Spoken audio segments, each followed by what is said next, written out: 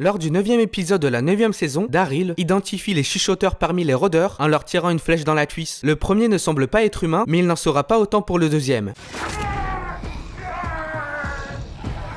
De l'autre côté du pont, Michonne les prend en étau. Un des chuchoteurs se fait repérer lorsqu'il sort son arme, mais face à l'expertise de Michonne, il n'avait absolument aucune chance. Après l'élimination des rôdeurs, il ne reste plus qu'un dernier chuchoteur, ou devrais-je plutôt dire, une dernière chuchoteuse. La fille implore à ne pas être tuée, mais après lui avoir ordonné de fermer sa gueule, Michonne semble vouloir la saigner. Cependant, Daryl propose de l'amener avec eux pour en savoir plus sur les chuchoteurs. Sauf que lors de son interrogatoire, la fille ne fait que mentir, au point où elle ne va même pas vouloir donner son prénom. Face à ce refus de coopérer, Michonne, Daryl et Tara laissent tomber. Plus tard dans l'épisode, Daryl revient dans la cellule pour essayer de lui faire cracher le morceau par la force. Mais rien à y faire, cette jeune femme est beaucoup trop matrixée par la secte auquel elle appartient. Néanmoins, en écoutant la conversation entre sa captive et Henry, avec qui elle a sympathisé lors de sa garde à vue, nous apprenons que son prénom est Lydia et qu'elle est la fille d'Alpha, la chef des chuchoteurs. 2 épisodes plus tard, Alpha est venu récupérer sa fille, en échange de Luke et Alden. Daryl accepte, l'échange se fait, ce qui permet à Lydia de retrouver les siens. Mais, parce qu'il y a un mais, ayant un crush pour Lydia, Henry décide de discrètement les pister dans les bois. Enfin, pas si discrètement que ça, puisqu'un chuchoteur finira par le repérer.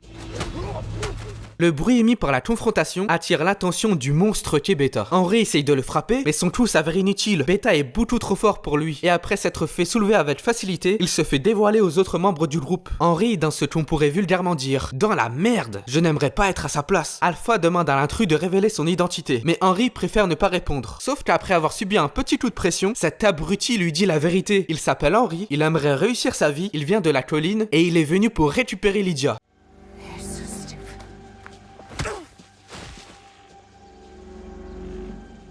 La nuit tombée, Alpha, cherchant à s'assurer de la loyauté de sa fille, demande à Lydia de tuer Henry. Cependant, Lydia refuse. Elle ne veut pas tuer son ami. Alpha la menace de mort si elle n'obéit pas, lorsque soudainement, les chuchoteurs se font attaquer par des rôdeurs, ce qui contraint Beta à relâcher Henry. Cette attaque orchestrée par Daryl permet à Henry et Lydia de prendre la fuite. Dans l'épisode suivant, autrement dit lors du 13e épisode, Daryl sent le danger arriver. Il cache Lydia dans un cagibi afin de mieux pouvoir recevoir ses invités.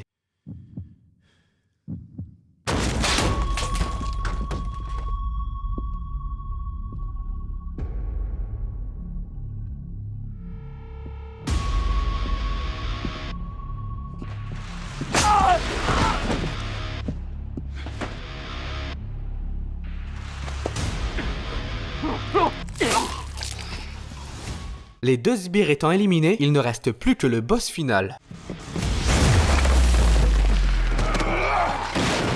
Beta demande à savoir où se trouve Lydia, mais Daryl ne répond pas.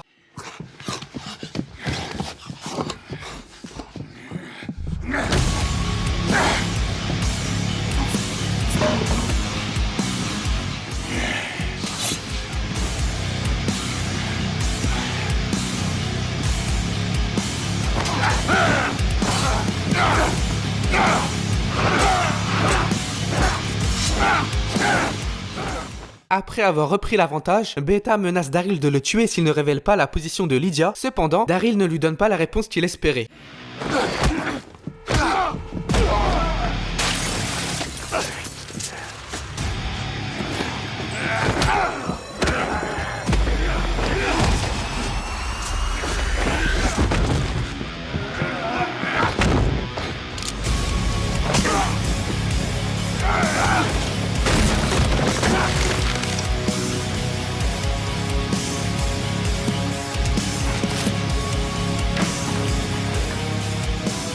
Beta pense avoir trouvé Daryl, mais ce qu'il va bientôt savoir, c'est que Daryl est juste derrière lui.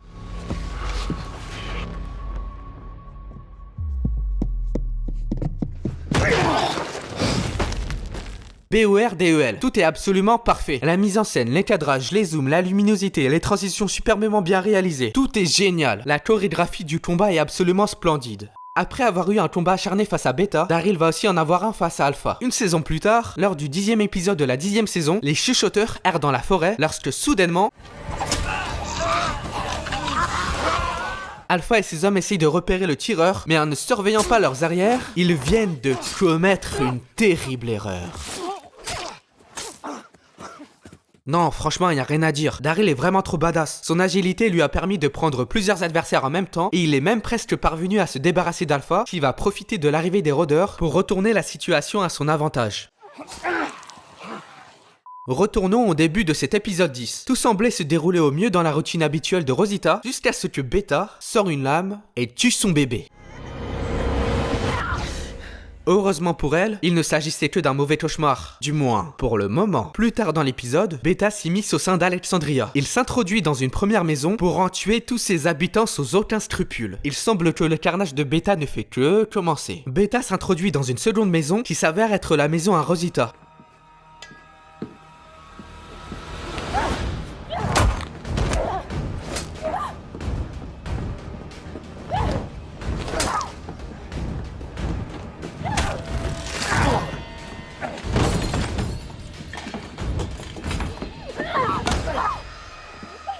Rosita a beau être la Lara Croft de The Walking Dead, face au monstre qu'est Beta, elle n'avait absolument aucune chance. Rosita s'est bien défendue, mais Beta va la terminer.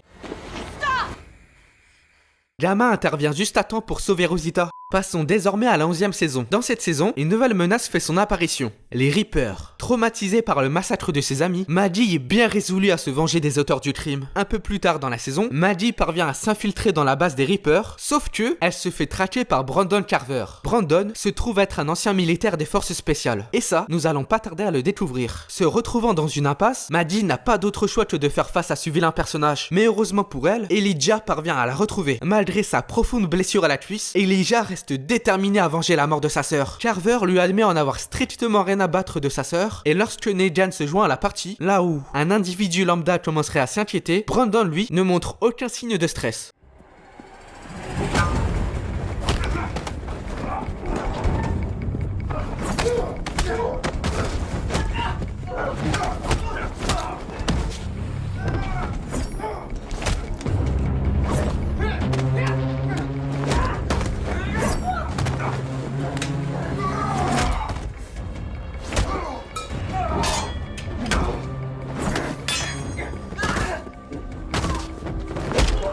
Avec Elijah désormais en PLS, Carver peut se focaliser sur Maddie. Cet enchaînement, accompagné du bruit des armes résonnant dans le couloir, donne à la scène encore plus de superbe qu'elle n'en a à la base.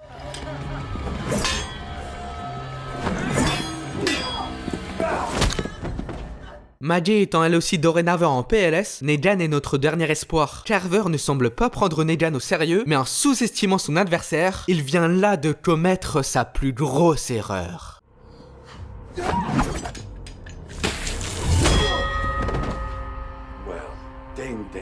Parmi les meilleurs combats de The Walking Dead, on retrouve celui entre Daryl et Beta, celui entre Michonne et le gouverneur, ou encore celui entre Rick et Shane, mais on ne mentionne jamais à tort le combat entre Brandon, Maddie, Elijah et Negan. Plus tôt dans la saison, plus précisément lors du 4e épisode, Daryl et un Reaper vont se faire face dans un combat particulièrement stylé.